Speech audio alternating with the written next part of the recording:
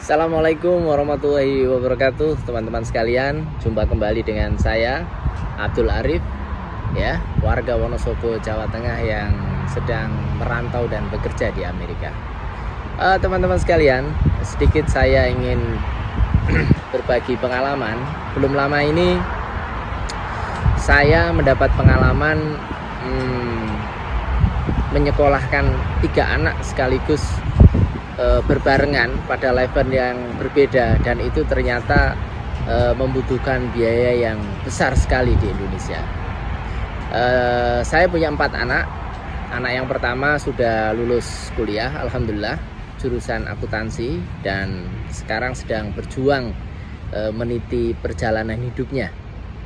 Adapun anak yang kedua kemarin lulus SMA dan masuk ke sebuah perguruan tinggi di Yogyakarta. Karena cita-citanya pengen jadi diplomat, dia masuk ke Fakultas Ilmu Politik dan jurusannya Hubungan Internasional. Kemudian anak yang ketiga lulus SMP dan masuk SMK Telematika, SMA Multimedia, ya, mohon maaf, SMK Multimedia di Kudus. Kemudian yang keempat, anak bungsu saya lulus SD dan masuk SMP. Saya dan istri melakukan kalkulasi jauh hari sebelumnya. Kira-kira biaya yang dibutuhkan itu sekitar 150 juta. Dan setelah berlalu, setelah terjadi, ternyata memang anggaran yang dibutuhkan itu memang sedemikian. Kalaupun lebih sedikit, kalaupun kurang sedikit, sekitar 150 juta. Nah, alhamdulillah sekarang ketiga anak saya sudah ada pada posisi masing-masing. Ya, di Jogja ya sudah mulai kuliah, sekarang sedang ospek. Yang di Kudus juga alhamdulillah kerasan. Yang di SMP Wonosobo, di SMP salah satu SMP di Wonosobo, ya, alhamdulillah sudah kerasan dan menjalani aktivitas sehari-hari dengan baik. Nah, yang saya kemudian berpikir adalah, kalau biaya pendidikan itu seberat itu, tentu tidak banyak lapis masyarakat kita yang bisa menyekolahkan putra-putri mereka sampai level yang diinginkan. Kita tahu untuk kelas menengah, saya kira angka 150 juta juga bukan angka yang sedikit. Apalagi untuk saudara-saudara kita di lapis bawah, misalkan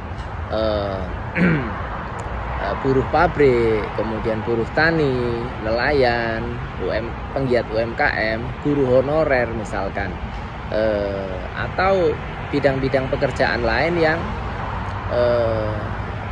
mendapat gaji setara UMK. Ya, ini kalau di Wonosobo ya sekitar 2 juta rupiah atau malah di bawahnya.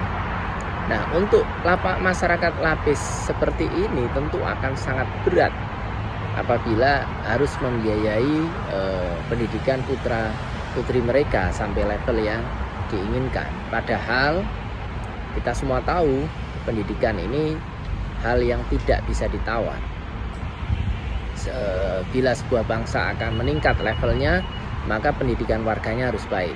Apabila sebuah keluarga ingin generasinya itu punya masa depan yang lebih baik, tentu pendidikan mereka juga harus lebih baik. Nah, ini satu sisi kebutuhan yang tidak bisa ditawar, tapi di sisi lain kemampuan warga kita, saudara-saudara kita secara ekonomi untuk menutup kebutuhan itu masih sangat berat. Nah, ini harus ada solusi. Rasa simpatik saya kepada saudara-saudara sekalian, orang-orang tua, menjadi lebih besar setelah saya mengalami sendiri kenyataan seperti ini.